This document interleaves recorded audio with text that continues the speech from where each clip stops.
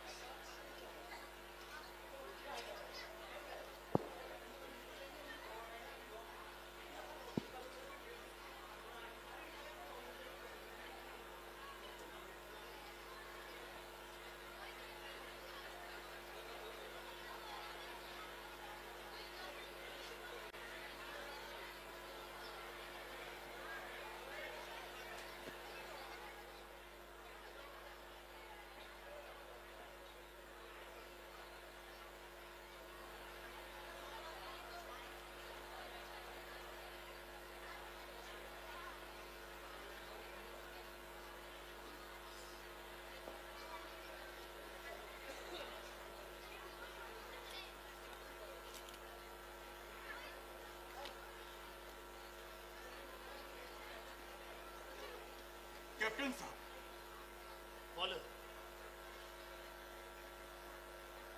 আপনার কি মনে হয় কি চৌহান বলে দেবে? না, তবে চৌহানকে নিয়ে ওরা এখন কি করছে? টর্চার। টর্চার? ইয়েস, প্রথমে মানসিক আর তাতে কাজ না হলে শারীরিক।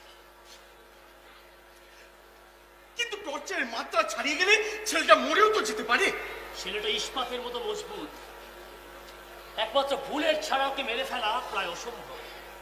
Impossible, simply impossible. হোয়াট? একজন সোলজারের পক্ষে এভাবে প্রিজনার হয়ে বেঁচে থাকাটা জাস্ট ইম্পসিবল। আমাদের কিছু করার নেই। আছে আছে, অনেক কিছু করার আছে, কিন্তু আপনারা তা করতে চান না।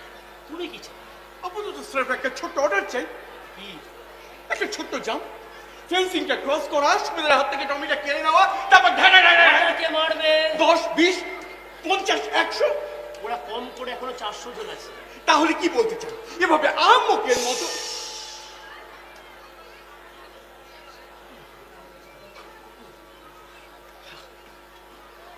এভাবে আহাম্মকের মতো দাঁড়িয়ে দাঁড়িয়ে মরবো? Being a soldier. আমাদের মূল বাহিনী এখানে এসে পড়তে পারে যে কোনো সময়। আমাদের অপেক্ষা করা উচিত। অপেক্ষা? ইয়েস, অপেক্ষা।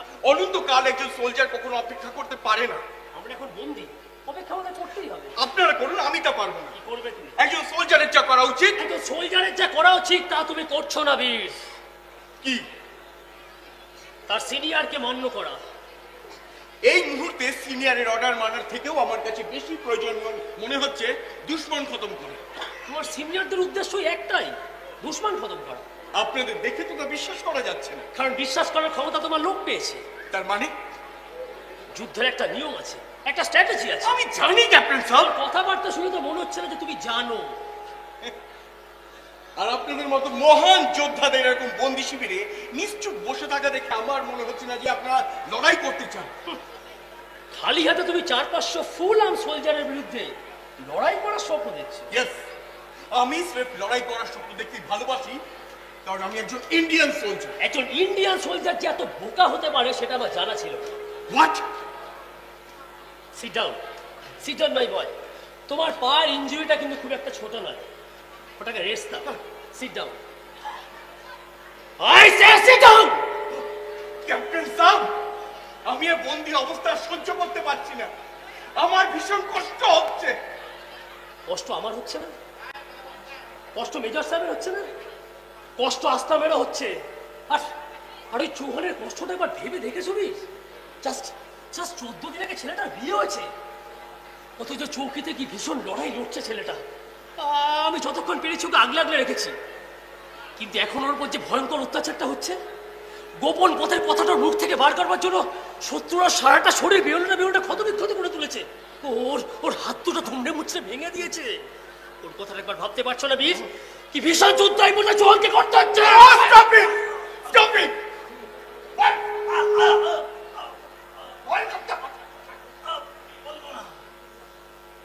ওই চৌহানের কথা ভেবে আমি বুঝি আমার সমস্ত সত্তা হারিয়ে ফেলছি।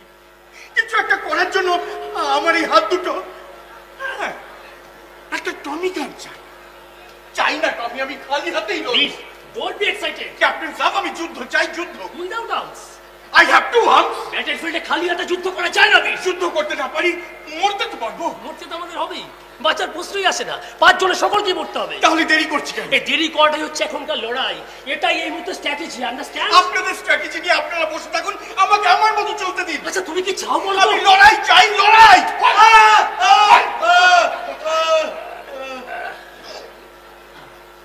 আসল লড়াই ওখানে হচ্ছে।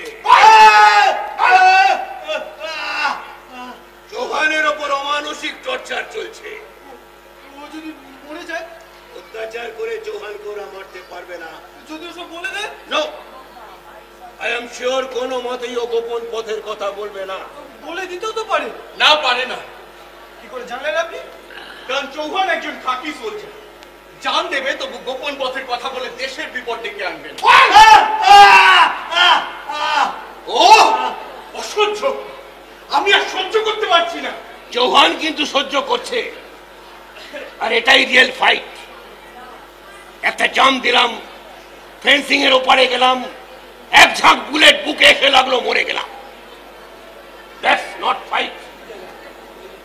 এখন আমাদের রিয়েল ফাইট হচ্ছে আমাদের আমাদের আমাদের মনের সাথে যা চৌহান করছে, আর আমাদের সকলকেই একে একে তা করতে হবে। কি পারবে না আসলাম? কোন অত্যাচারকেই আমি ভয় পাই না, গুড। যদি তার পরিণতি মৃত্যু না হয়। মৃত্যু না হওয়া পর্যন্ত অত্যাচার চলবে। মেরে ফেলবে? ফেলতে পারে। না, আমি মরতে পারবো না। Coward? No, I am not at all coward. Soldier হয়ে যে মরতে ভয় পায় তাকে কাওয়ার্ড ছাড়া কি বলা যায়? পৃথিবীর কোনো কিছুকেই আমি ভয় পাই না সার্জেন্ট। হ্যাঁ, মৃত্যু ছাড়া। না, মৃত্যুকেও, কিন্তু এখন হয়তো পাচ্ছি। It's same Aslam, it's same. Being a soldier এটা লজ্জা। আমি জানি এটা লজ্জা, কিন্তু আমি নিরুপায়। এখন মৃত্যুকে এড়িয়ে চলতে আমি বাধ্য। অর্থাৎ তুমি দুর্বল? না, আমি দুর্বল নই, আমি অসহায়। ব্যাটলফিল্ডে দাঁড়িয়ে এসব ইডিওটিক কথাবার্তা একজন সোলজারের মুখে মানায় না আসলাম। না মানে, আমার কাছে যা সত্যি আমি তাই বলি। তোমার কাছে সত্যিটা কি? কোনো অবস্থাতেই আমি মরতে পারবো না। দেশের স্বার্থে যদি তোমার মৃত্যুর প্রয়োজন হয় কি করবে তুমি? আমি জানি না। ক্যাপ্টেন যা জিজ্ঞেস করছে তার পরিষ্কার উত্তর দাও আসলাম। আমি জানি না আমি কি করব। পরিষ্কার উত্তর চাইছি আমি। বলছি তো জানি না। I want the clear answer. আমি বাঁচতে চাই।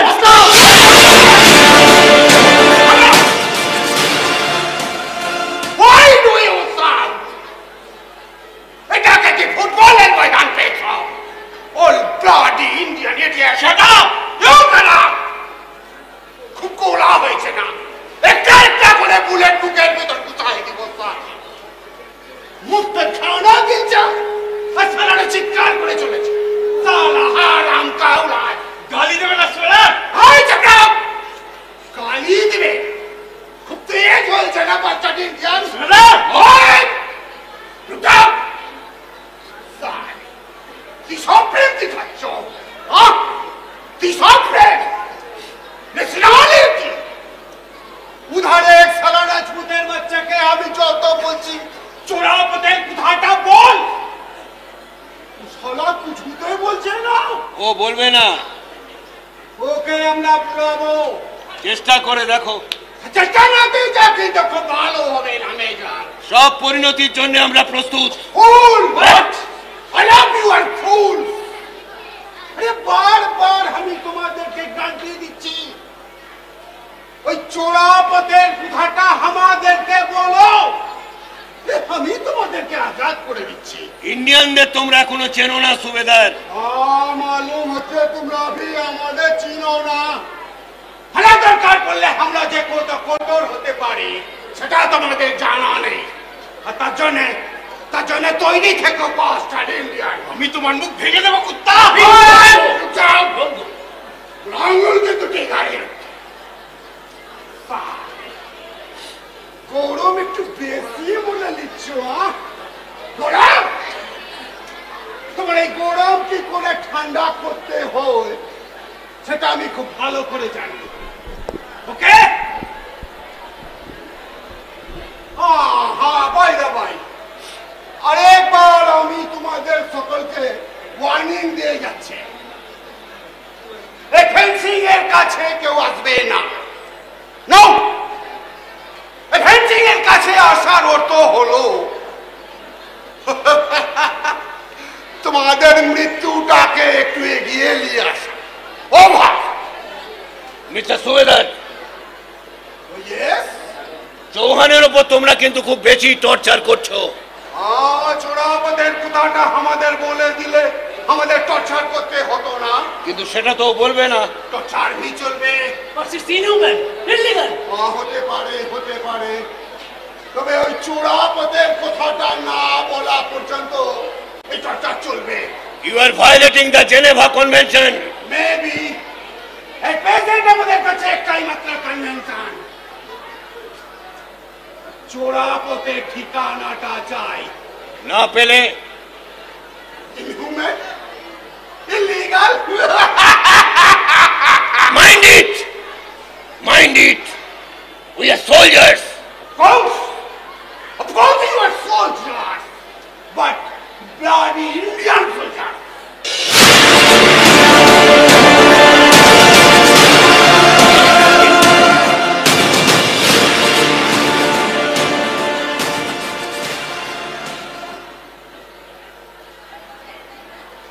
এরপরেও আপনারা চুপ করে বসে আপনাদের স্ট্র্যাটেজি ঠিক করবেন।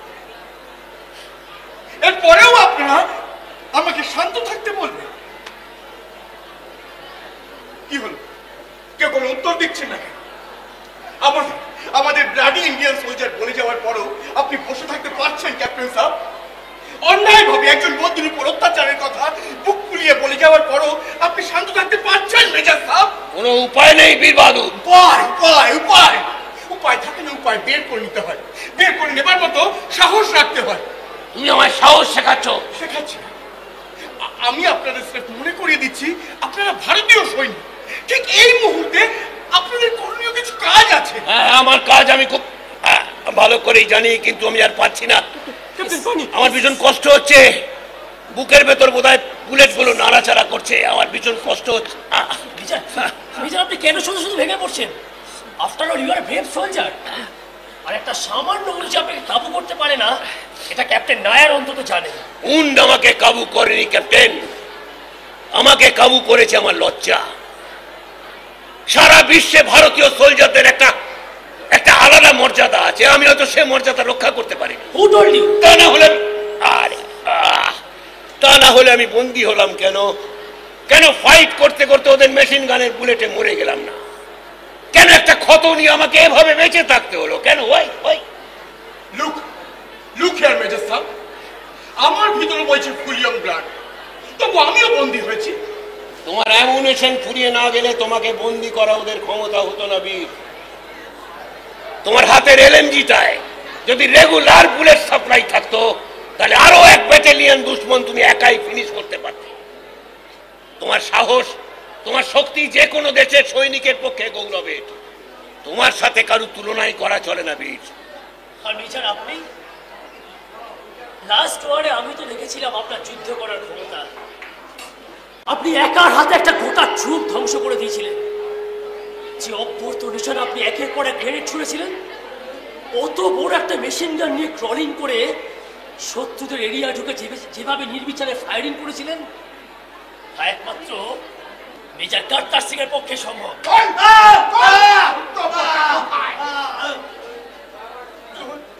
চোহন মরে যাবে না তো? গুলি করে ফেলে না দেওয়া পর্যন্ত এই রাজপুত মরবে না। এখনো এখনো আপনারা আমাকে আটকে রাখছেন কেন মেজর সাহেব? প্লিজ আমাকে একবার অ্যালাউ করুন, আমি কিছু একটা করি। অবাস্তব কিছু আমাকে রিকোয়েস্ট করো না বীর। ঠিক আছে, করবো না, কিন্তু কারোর পারমিশন আমি আর নেব। কি করবে তুমি? যাই করি কয়েকটা কাওয়ার্ডের সাথে আমি বেঁচে থাকতে পারবো না। হোয়াট? তুমি মেজর কার্টার সিং কে কাওয়ার্ড বলছো? না, মেজরকে বলি, তবে বাকিদের বলছি। You coward, you and you. Major he is going too far. না, চুপ করো, যা বলছে বলতে দাও। মেজর, তার মানে কি আপনি আমাকে কাওয়ার্ড মনে করেন? If you want myself to die, I am ready for that. মরলেই কি সব প্রবলেম সলভ হয়ে যাবে? ইয়েস, যাবে। হোয়াট? যাবে। আমরা এই চারজন মরার আগে ওদের অন্তত 100-2 দুশ্মন মেরে ফেলতে পারবো, তাহলে 400-র মধ্যে 200 প্রবলেম সলভ। দেন তারপর আমরা মরে গেলে ওরা এখান থেকে বেরোবার গুপ্ত পথের সন্ধান পাবে না। বেরো না। আর আর সন্ধান না পেলে বাকি দুশ্মন রাখিতে পেয়ে মরে যাবে। কি যাবে না? তা হয়তো যাবে। So be ready for war, ready to die. সবার আগে ওই টমি গানটা আমার চাই। না বীর বাহাদুর, আমি কিন্তু চেঁচাবো, ওই you bloody coward, I will kill you fast. তুমি সহ্যের বাইরে চলে যাচ্ছ। Leave it me, leave it. আমি মরতে পারবো না মেজর সাহেব, আরো কয়েকটা দিন আমি বেঁচে থাকতে চাই। Get out, get out I say. তুমি ভারতীয় সেনাদের কলঙ্ক। কলঙ্ক? ইয়েস, কলঙ্ক। মেবি আজ আমি নিরুপায়, তাই এই কলঙ্কের বোঝা আমাকে মাথা পেতে নিতে হচ্ছে। এমন দুর্বল মন নিয়ে তোমার যুদ্ধ আসা উচিত হয়নি আজকে। যুদ্ধে তো আমি নিজের ইচ্ছায় আসিনি, বাই অর্ডার আমাকে পাঠানো হয়েছে। তাছাড়া দুর্বলতার জন্য নয়, ওই যুদ্ধ জিনিসটাকে আমি ঘৃণা করি। তাহলে তুমি আর্মিতে জয়েন করেছো কেন? কারণ আমার দরকার ছিল যে কোনো একটা চাকরি। সেই চাকরির প্রধান শর্ত কিন্তু যে কোনো কিছুর বিনিময়ে দেশের স্বাধীনতা রক্ষা করা। সবকিছুর বিনিময়ে আমি সবকিছু করতে রাজি আছি, এক্সেপ্ট মৃত্যু। অথচ মৃত্যুটাই আমাদের কাছে জাস্ট এ গেম। আমার কাছেও তাই ছিল, আর একটা বছর বাদে হয়তো তাই হবে। কিন্তু এখন আমি বেঁচে থাকতে চাই, দরকার হলে দেশের স্বাধীনতা বিসর্জন দিও। কি বলতে চান আপনি? যা বলার পরিষ্কার বলে। No, yes, no, yes. Please leave it. ছেলেটা মেন্টালি একটু উইক, নাথিং এলস। না, কোনো দিক থেকে ও দুর্বল।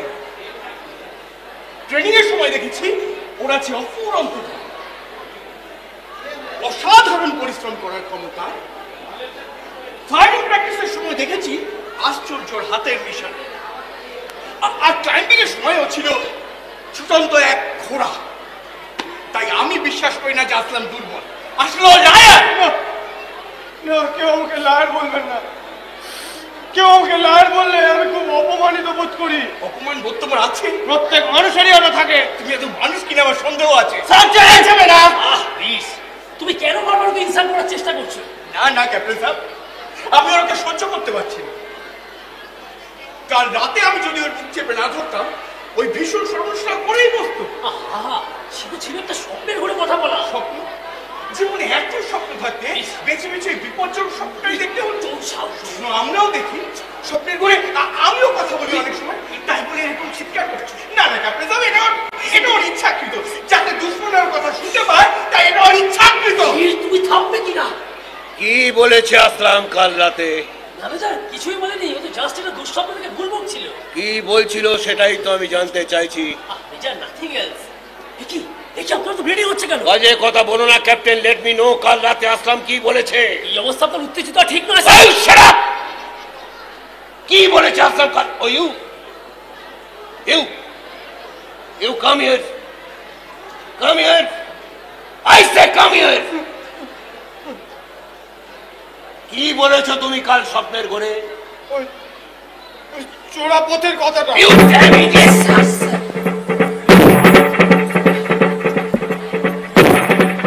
আচ্ছা আসলাম, বলতে পারো আমরা এই 5 জন ভারতীয় সৈনিক আজ এখানে বেঁধে গেল? আমাদের অ্যামুনিশন ফুরিয়ে গিয়েছিল তাই। না, প্রশ্নটা অ্যামুনিশনের নয়, প্রশ্নটা একটা বেঈমান। আমাদের এই ভারতীয় চৌকিটা এমন এক দুর্গম এবং দুর্ভেদ্য জায়গায় অবস্থিত, যত সৈন্য আর বিশাল গোলা বারুদ দিয়ে শত্রুপক্ষের এখানে প্রবেশ করা অসম্ভব। যদি না কোনো ভারতীয় তাদের এই স্থানে প্রবেশ করার গুপ্ত পথের সন্ধানটা দেয়, নিশ্চয়ই কেউ দিয়েছে, যার জন্য আমরা প্রস্তুত ছিলাম। তবু আমরা সামান্য কয়েকজন সৈন্য বীরের মতো লড়েছি এবং অত বিশাল শত্রু বাহিনীর কাছে পরাজিত হয়েছে। আর তোমরা জানো যে ওরা সেই পথ দিয়ে এন্ট্রি নেবার পর সেই পথটা ধস নেবে বন্ধ হয়ে যায়। দ্বিতীয় আর একটা পথ আছে যেটা ওরা জানে না, জানি আমরা এই 5 জন। সুতরাং এখন ওদের কাজ হচ্ছে যেভাবেই হোক আমাদের কাছ থেকে সেই গুপ্ত পথের সন্ধানটা জানা, আর আমাদের ডিউটি হচ্ছে প্রাণের বিনিময়ে কথাটা না বলা। কেন বলো তা? কারণ তাহলে শত্রুপক্ষ এখান থেকে বেরোতে পারবে না। শুধু তাই নয়, আমাদের এই চৌকি ঠিক ওপাশেই রয়েছে আমাদের অ্যামুনিশন জোন। কোনোভাবে ওরা এখান থেকে বেরোলে সেই সব অ্যামুনিশন ওরা ধ্বংস করে দেবে, আর সেই সব অ্যামুনিশন ধ্বংস হওয়ার অর্থ পুরো ডিভিশনটাই পঙ্গু হয়ে যাওয়া। Remember your oath Aslam. Yes, remember your oath. Crore crore মানুষের স্বাধীনতার কাস্টোডিয়ান আমরা। আমাদের উপর নির্ভর করে সারা দেশের মানুষ নিশ্চিন্তে থাকে। তাদের সে আস্থা নষ্ট করার কোনো অধিকার তোমার নেই। আমি সব বুঝি স্যার, সব জানি, কিন্তু কিছুতেই মনে জোর পাচ্ছি না। বিশ্বাস করুন ভয় হয়। আচ্ছা, মৃত্যু ভয়ে আমি কথাটা না বলে ফেলি।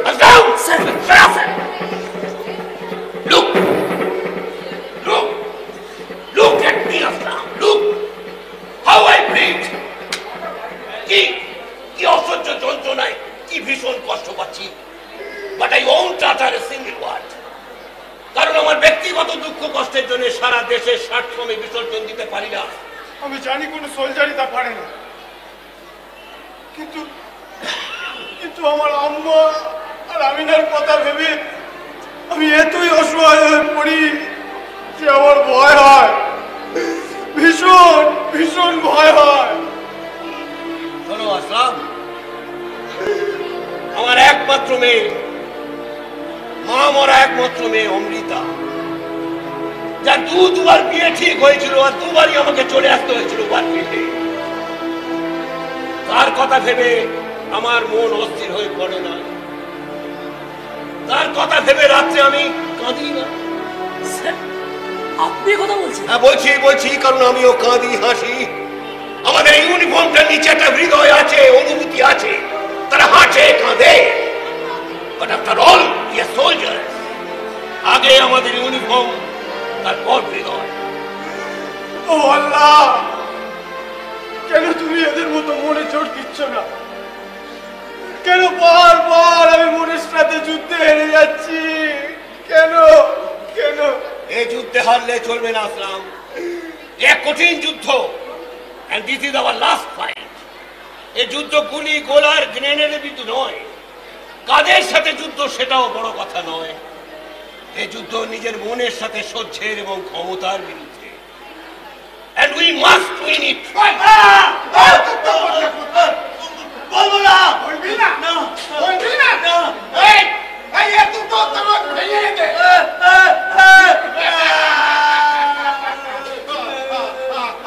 এবার বল, এবার বল, গুপ্তপত্র কোথায়? না বলবো না, বলবি না, না এখানে বলবি না। এই এই আলো থেকে দাঁত ভেঙে দে।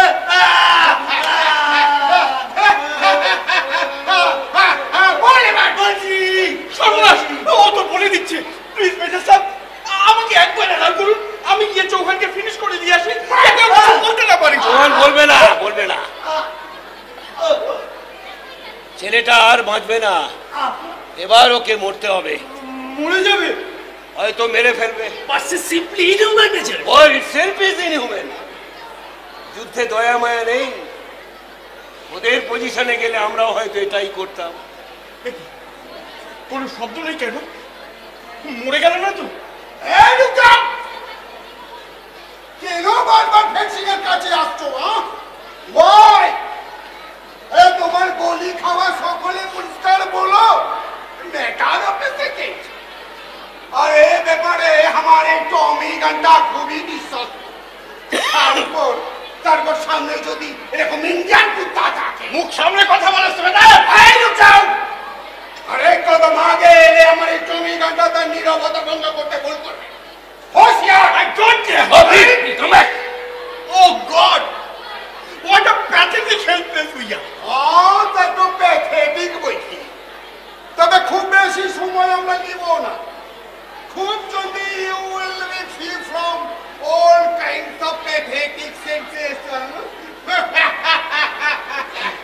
Like that!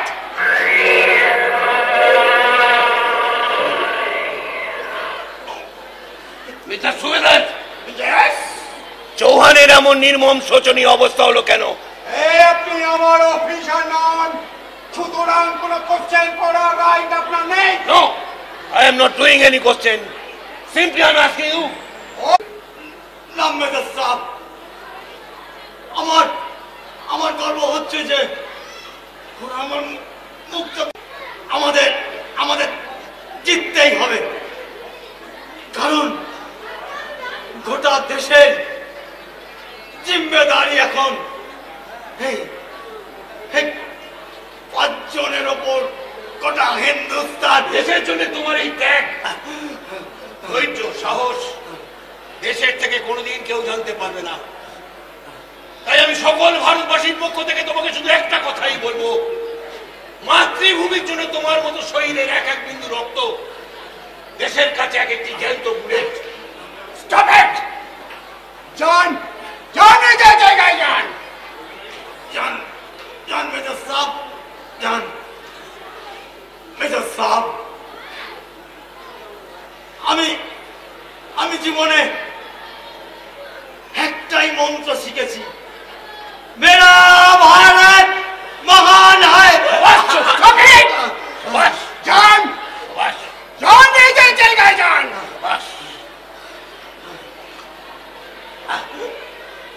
Mr. Chauhan, please help me to do my last duty.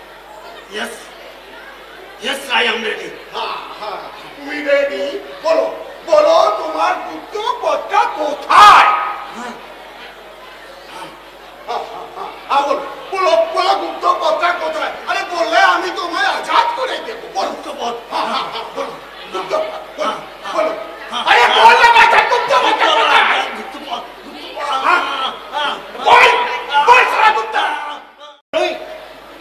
এতগুলো বছর অনেক লড়াই করেছি, অনেক ব্যাটল ফিল্ডে দাঁড়িয়ে বন্দুক ছুঁড়েছি, অনেকবার মৃত্যুর মুখোমুখি হয়েছি। শুধু এই বুকে নয়, শরীরের নানান জায়গায় শত্রুপক্ষের বুলেট আমাকে ছোবল মেরেছে। আমি ভয় পাইনি। এই ইউনিফর্মের অমর্যাদা আমি কখনো করিনি। ভারতবর্ষের পতাকার গন্তসই হাতে নিয়ে একদিন যে কসম খেয়েছিলাম জীবনের শেষ মুহূর্ত পর্যন্ত, সে কসমের গদ্দারি আমি করব না।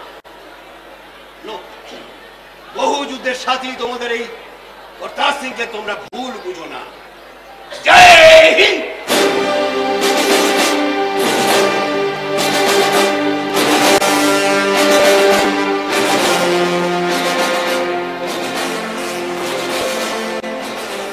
বহু যুদ্ধের নায়ক নিজের কর্তার সিং এর উপর চলবে এখন এক ভয়ঙ্কর অত্যাচার।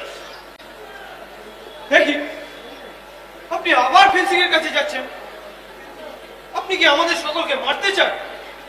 তুমি যে মরবে না আর ওরা যে তোমায় মারবে না সেটা তুমি খুব ভালো করেই জানো। কি বলতে চান আপনি? আমি কি বলতে চাই তাও তুমি খুব ভালো করে জানো। না আমি কিছু জানি। হ্যাঁ তুমি জানো। কি জানি আমি? টর্চার পয়েন্টে তোমার পালা সবার শেষে কেন? এর জন্য কি আপনারা আমাকে সন্দেহ করছেন? যদি করি অন্যায় কিছু করবো? হ্যাঁ হ্যাঁ অন্যায়, চূড়ান্ত অন্যায়। একজন অসহায় তার দুর্বলতার সুযোগ নিয়ে একজন ইমানদার সৈনিকের প্রতি এই অমূলক সন্দেহ অন্যায়। আমার চোখে তুমি ফাঁকি দিতে পারবে না। আমি অনেকক্ষণ ধরে তোমার ওই চোখে আমার দেশের সর্বনাশের ছবি দেখতে পাচ্ছি। ভুল দেখেছে, ভুল দেখেছে আপনার চোখ। আর একবার তাকিয়ে দেখুন, ভালো করে আমার চোখের দিকে একবার তাকিয়ে দেখুন। এর মধ্যে রয়েছে একটা যন্ত্রণার ছবি, একটা কর্তব্যের ছবি। কোনো মতে এখানে অন্য কোনো ছবি থাকতে পারে না।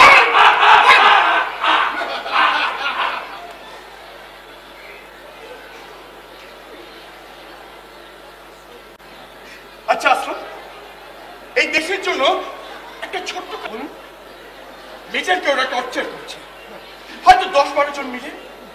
তুমি তীরের মতো ছুটে গিয়ে একটা রাইফেল কেড়ে নিয়ে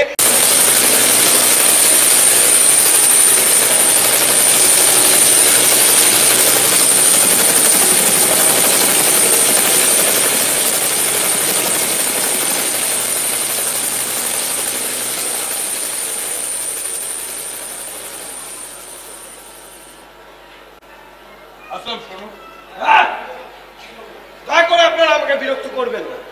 হ্যাঁ আমি সত্যি দুর্বল, কিন্তু তোমাকে দুর্বল হতে দেখিনি। ঠিক এই মুহূর্তে তোমার এই দুর্বলতা কি আমাদের মনে সন্দেহ তৈরি করে না? কিসের সন্দেহ? সন্দেহটা হচ্ছে এই যে তুমি দুর্বল নও, এটা তোমার ইচ্ছাকৃত দুর্বলতা। বিশ্বাস করুন আমি সত্যিই দুর্বল, আমি কাওয়ার্ড। এর জন্য আপনারা আমাকে যে কোনো শাস্তি দিন, আমি প্রস্তুত। শুধু আমাকে মরতে বলবেন না। আর একটা বছর আমি বেঁচে থাকতে চাই। তুমি বারবারই একটা বছর বেঁচে থাকার কথা বলো কেন? কারণ ওই একটা বছরের বেতনের টাকায় আমি দুটো মানুষকে দিতে পারবো আজাদি। কিসের আজাদি? একটা দুঃসহ আর অপমানজনক বেকার জীবন থেকে মুক্ত হওয়ার আজাদি। কার? আমার আম্মা আর ছোট বোন আমি না। জীবন মৃত্যুর সন্ধিক্ষণে দাঁড়িয়ে এসব বস্তা পচা মেলি সেন্টিমেন্ট চলে না আসলাম। মেলি সেন্টিমেন্ট? হ্যাঁ হ্যাঁ, যত সব অবাস্তব মেলি সেন্টিমেন্ট। সমাজের বাস্তব চিত্রটা মেলি সেন্টিমেন্ট।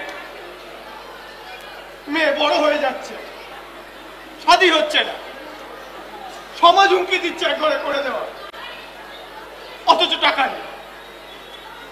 বাধ্য হয়ে নিজামুদ্দিনের কাছ থেকে 50,000 টাকা চড়া সুদে ধার করে সেই মেয়ের শাদী দেওয়া,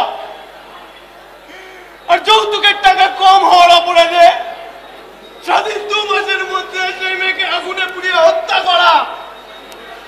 এসব বস্তা পচা মেলি সেন্টিমেন্ট। কি বলছো তুমি? বলছি আমার আব্বা জানের কথা, যে আব্বা জান এত কষ্ট করে তার শাদী দেওয়া মেয়ের হত্যা সংবাদ সহ্য করতে পারলেন না। অপরদৃষ্টকে এক বোঝা ব্যথা নিয়ে চলে গেলেন, রেখে গেলেন 3টি অসহায় প্রাণী আর ওই 50,000 টাকা বিশাল অঙ্কের দেনা। এর সঙ্গে আজকের যুদ্ধের কি সম্পর্ক আছে? সম্পর্ক আছে। দেনা শোধ করতে আমার আম্মা একটা বছর বেঁচে থাকতে চাওয়াটা কি আমার অপরাধ? মৃত্যু হয় দুর্বল হয়ে পড়াটা কি আমার অন্যায়? বলুন বলুন আপনার।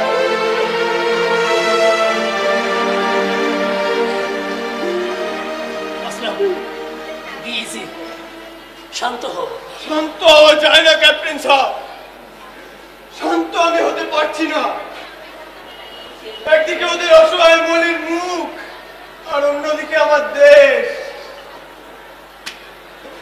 আমি যে কি করি?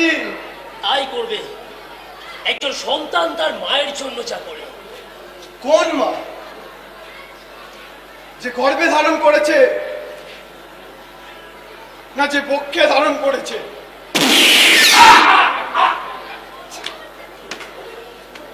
এছাড়াও প্রমাণ করে গেলেন। স্টিল নাও আপনি আমাকে একটা ইয়েস বলতে পারছেন না ক্যাপ্টেন স্যার। প্লিজ আমাকে একবার অ্যালাউ করুন, আমি কিছু একটা করি। না বিশ, এটা আমি করতে পারি না। কেন? কেন পারেন না? দেশের একজন দায়িত্ববান সৈনিক হিসাবে এই অর্ডার দেওয়া মানে আমার দেশের সাথে বেইমানি করা। শত্রু পক্ষকে খতম করা মানে দেশের সাথে বেইমানি করা? What you mean? I mean আমাদের সকলকে একসঙ্গে বললে চলবে না বিশ। আপনারা কি মনে করেন ওরা আমাদের বাঁচিয়ে রাখবে? রাখতেও তো পারে। চোখের সামনে দেখলেন চৌহানের পরিণতি, নিজের কানে শুনলেন মেজারের শেষ আর্তনাদ, এরপরেও আশা রাখেন? ইয়েস, আশা রাখি। ওরা চৌহানকে মারলো আমাদের চারজনকে ভয় দেখানোর জন্য, মেজারকে মারলো আমাদের তিনজনকে আতঙ্কিত করবার জন্য, এরপরে তো আমাকে ওরা মেরে ফেলবে তোমাদের দুজনের মনোবল ভেঙে দেওয়ার জন্য। কিন্তু তারপর দু একজনকে তো ওদের বাঁচিয়ে রাখতেই হবে। কেন কেন বাঁচিয়ে রাখবে? কেন বাঁচিয়ে রাখবে আসলাম? কারণ ওরা আমাদের মৃত্যু চায় না, ওরা চায় চোরা পথের কথাটা জানতে। আর সেটা পাওয়ার আশা তখনই থাকবে যদি আমাদের মধ্যে দু একজন বেঁচে থাকে। সেই আশাতেই বসে থাকতে হবে। ইয়েস বীর, সেই আশাতেই আমাদের বসে থাকতে হবে। কারণ এরপর যে দু একজন বেঁচে থাকবে তারাই হবে আগামী দিনে ভারতীয় সেনাবাহিনীর মস্ত বড় সম্পদ। আর আমি অসময়ে সেই সম্পদ নষ্ট হওয়ার অনুমতি দিতে পারি না বীর, কারণ তা হবে আমার দেশের সাথে বেইমানি করা। হ্যালো পুত্রেলো, কেমন আছো সবাই? কি হলো একেবারে খামোশ? সব কমে গেল? আরে ভয় পেয়ে গেল নাকি সব? হিন্দুস্তানি ফৌজ ভয় কাকে বলে জানে না। তাই নাকি? এবার কিন্তু জানবে। আর তখন দেখবো আমি তোমার বিক্রম। চলো দেখতে দিয়ে আসছি। নাবিস, তুমি আশ্রমের কাছে থাকো, আমি যাচ্ছি। যাবে এবার দুজনে একসাথে আসবে।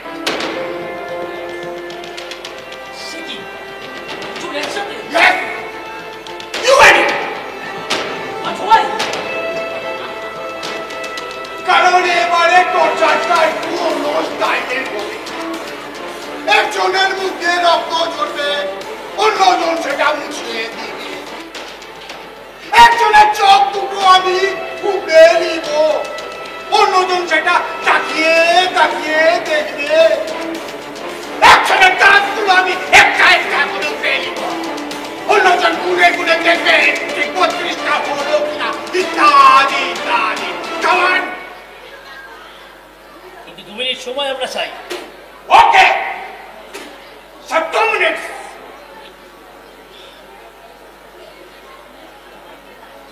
তাহলে ব্যাপারটা কি দাঁড়ালো?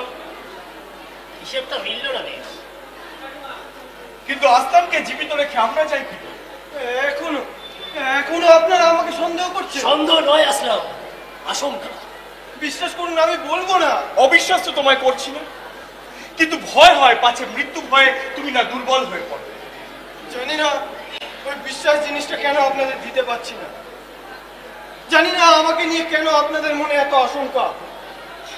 জানি না কি করে দেখালে আপনাদের মন থেকে এই আশঙ্কা দূর হবে। বলুন, আপনারা একবার বলুন। আমাদের আর কিছু বলার নেই আসলাম, শুধু একটা কথা মনে রেখো, ওরা তোমাকে মেরে ফেলবে না, অত্যাচার করবে, ভয়ঙ্কর অত্যাচার। আর তার জন্য মনকে শক্ত রেখো আসলাম। রাখবো ক্যাপ্টেন স্যার। সবচেয়ে বড় কথা, হিন্দুস্তানের মর্যাদা এখন তোমার হাতে। আমার হাতে? ইয়েস, সেই মর্যাদা রক্ষার ভার এখন তোমার আসলাম। আমি পারবো তো? নিশ্চয়ই পারবে, তুমি বীর, তুমি একজন সৈনিক। সবার উপরে তুমি ভারতীয়, 100% ভারতীয়। তোমার সেই ভারতবর্ষের অস্তিত্ব আজ বিপন্ন আসলাম, আর তাকে রক্ষা করার ভার এখন তোমার। কিন্তু কিন্তু ভয় হয় পাছে দেশমাতৃক কাছে আমার নিজের মায়ের স্বাধীনতা না বড় হয়ে ওঠে। কখনো উঠতে পারে না, কারণ তুমি একজন ভারতীয় সৈনিক। বিশ্বাস নেই, কিচ্ছু বিশ্বাস নেই। আমি নিজেকে বিশ্বাস করতে পারছি না। আপনাদেরকেও সেই বিশ্বাস দিতে পারছি না যে আমার হাতে হিন্দুস্তানের স্বাধীনতা, আর যে কোনো কিছুর বিনিময়ে আমাকে তা রক্ষা করতেই হবে। তার জন্য চাই বিশ্বাস। আমার মনে, আপনাদের মনে, সকল ভারতবাসীর মনে। সে বিশ্বাস আমি দেব। আমি দেব সেই বিশ্বাস। আমি দেব। সুবেদার চাঁদ